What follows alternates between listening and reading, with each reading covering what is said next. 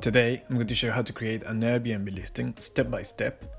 And in the end, I'll show you a few things that you need to make sure you don't miss to avoid, well, a few mistakes. You'll see. Now that OpenAI is everywhere, I'm going to be using ChatGPT to create some of the copywriting in here. I'll show you how. The first thing is you have to go and create an account if you don't have one. If you have one, I would recommend that you use the same one that you use as a guest, because it will show you the other host that you are also a host, and you can get even discounts. If not, then you just create one, you sign up, you go to, well, I go in this case, continue with the email. Now write an email, my details, and then just click and agree and continue. Now we agree and continue. So we need to go continue here. Okay, I am not going to confirm my phone right now, but you should. This is just for the example's sake, and of course you should add a profile photo, but I'll do this later. The first thing is you're clicking Airbnb your home. Now we go to Airbnb setup. Okay, well, let me just get this Airbnb setup. So I'll start with the basics. What is this? In this imaginary house is going to be a house, and it's going to be the entire place. And now I'll just make up an address in Leeds. So yeah, just somewhere in Leeds. And here, show your specific location. So far I don't show you a specific location. If you click in there and show a specific location, you see how it zooms in more into like the actual location of the address that you set. We don't show in our Airbnbs that, so we generally go for the general location. Now where we go next, we make sure the pin is in the right spot, yeah, and then next. Now in this imaginary house, how many people? I think 4 people, 2 bedrooms, with 3 beds of 4 people, 2 of them will be sharing, and 2 bathrooms. Sounds like a good balance of beds and bathrooms. We carry on with the basics. What does it have? It has Wi-Fi, it has TV, of course a kitchen, a washing machine, and free parking, and that's it. And it's nothing special, it's just a simple house, so none of them. But for safety, we got smoke alarm, first aid kit, and also the carbon monoxide alarm, and no fire extinguisher. So let's see next. Now this part is so important. Photos are one of definitely the most important parts of creating your Airbnb listing. You need to make sure you have professional photos, and not just from a professional photographer in any area. It needs to be professional in properties, in taking photos of properties. The reason is we hired someone that took wedding photos. Their wedding photo was amazing, but their house photos were terrible. So I recommend you go for the someone that really is focused on properties. Now for this case, I just took a few photos from stock photos and including in there. So there are a few things that I'd like to highlight in here. Is the professional photos, of course. I would show at least 3 photos of each room and each bathroom, so people get a better idea from different angles, if it's wider, if it's closer, whatever. And then put at least 1 photo of the external part. People like to know what it looks like from the outside, what it is, how is the area, what is nearby, is it gardens, what is it? Those photos that show just the nearbys without the property are no good. Those that show the property, then are useful because you know what you're going to have around and you don't get surprised. So at least 1 of them outside, it would be very useful. And now the copywriting. The first thing is the title. You just need to make sure that you highlight 1 adjective in the description, something that is really unique or important about this house. In this case, because it has a nice garden around, it's like the house alone, I'm just going to make sure that I highlight the fact that it's a calm area, and that, well, you can get relaxed because it's, in my head, it's away from the traffic and it's in the suburbs. So it's a bit difficult to find the right number, but here you go with relaxing. You just get the 32, 2-bedroom one. So I'll go next. Peaceful and spacious, sounds good. Then I just go click next. Description. This is very, very important. It's not only necessary, but it's also one of the most important. What I do, that I learned from another person on YouTube called Robuild, it was just close your eyes and type the most important things that you would tell someone that doesn't have a photo of this house. So you close your eyes, yeah, and you start typing a list of the most important things about this house you're trying to describe to someone that cannot see the place. Now once you have the list, with the use of ChatGPT, OpenAI, I'm literally just going to copy all these adjectives and specification of the house, and I'm going to go to ChatGPT. I already have an account. Create an Airbnb description with 500 characters with these characteristics, and then just paste it in here, and then let's see. Alright, so with this one, the shorter one, I'm going to come, paste it here. Perfect. Yeah. Well, to start with, I would like to I would just put an experienced guest, especially if it's your first house. So, well, now you set the price. Set £500, but it was just to make sure that no one books it if it goes live. I'm hosting as part of a business. I don't have anything of this weapons, dangerous animals. Review the listing, and that's fine.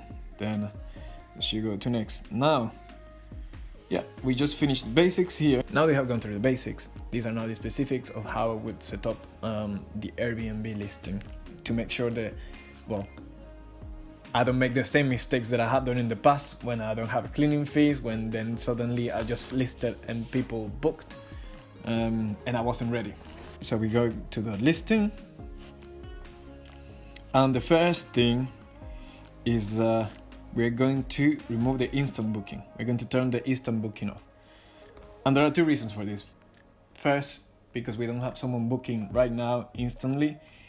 And when we don't have our rules set up, we don't have any messages, automatic messages, instructions. We haven't even finished the actual description of the house. So we want to make sure that no one books instantly. So the first thing is I go here and I make sure that my instant booking, at least for now, is off. Once I get everything ready and I connect it to the channel manager, then I can turn it back on. So they will tell me what are the benefits and disbenefits. So it's a good thing to have an instant booking on. It just pushes your listing to the top, and you get more bookings. That's true. But until you don't have a channel manager, or you have done this a few times, then I would just make sure that the instant booking is off. The second thing is, well, we need to set a minimum of nights for the length of a stay. We generally go for 2 nights minimum. There are a couple of reasons for that. The first one is that it's not worth it just for 1 night stay. All the work and sending the cleaners, checking the codes, making sure that everything's okay, and also very risky because people pay less and it gets cheaper for them, and also the more nights that they stay, so the longer the booking, the less likely that it is that they're going to have parties in the house. So that's fine. This is how I set that minimum 2 nights.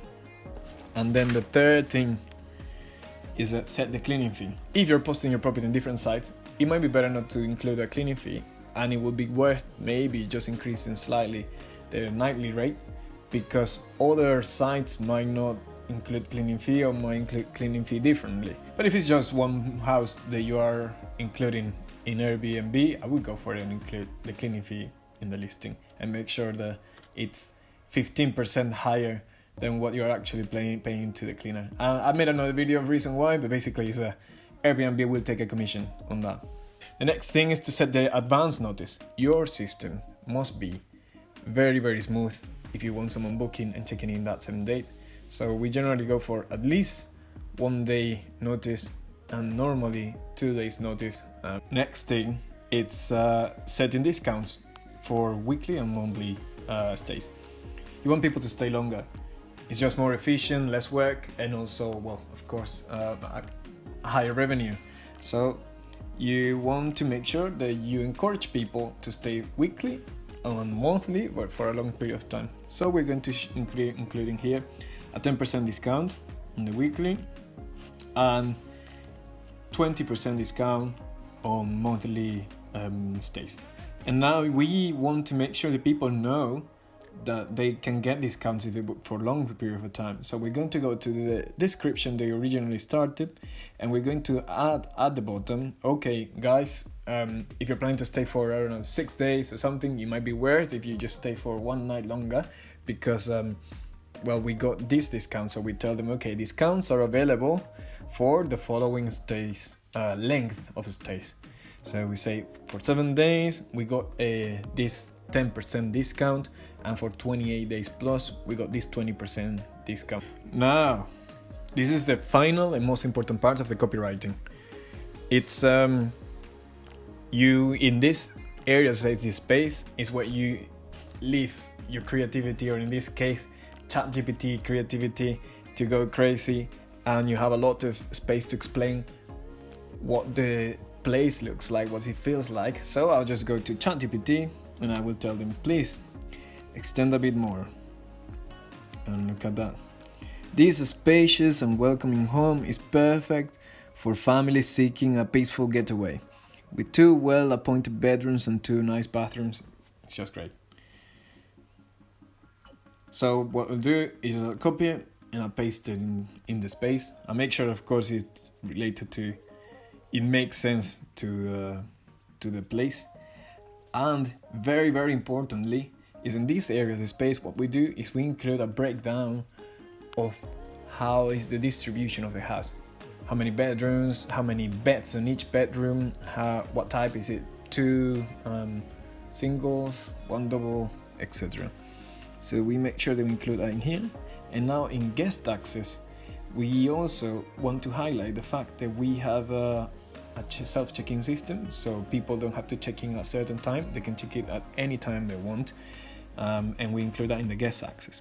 And then one important thing also is that because we're a company and we manage different houses around Leeds, what we do is we're going to include in here, in other things to note, that you can also get other of our houses, and if you do a few groups traveling, then you can make sure that you only deal with one person. It makes it simpler for you, and we just make sure that we book it for you and we get more bookings.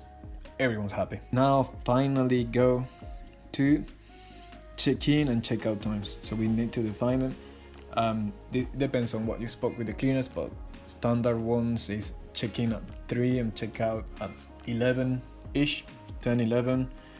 Now finally, create automated messages. We have this. This is one of the best parts of AirBNB software, and is how flexible it is for you to create automated messages. We send the automated messages to all guests when they check in, when they're about to check out, when they do the bookings, with all the instructions, all the things around, the frequently asked questions, everything in there, and it's just automatically done and specific for each house. I'll explain how to do the automated messages in a different video because it's already too long. Let's just have a look at what the listing looks like now and see the results. Yep, so here it is, our listing. Looks great.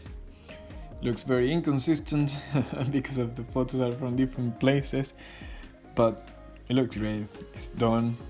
It includes all the description, the space, what it is, how to access, and that's it for today. That's how we create our Airbnb listings step by step.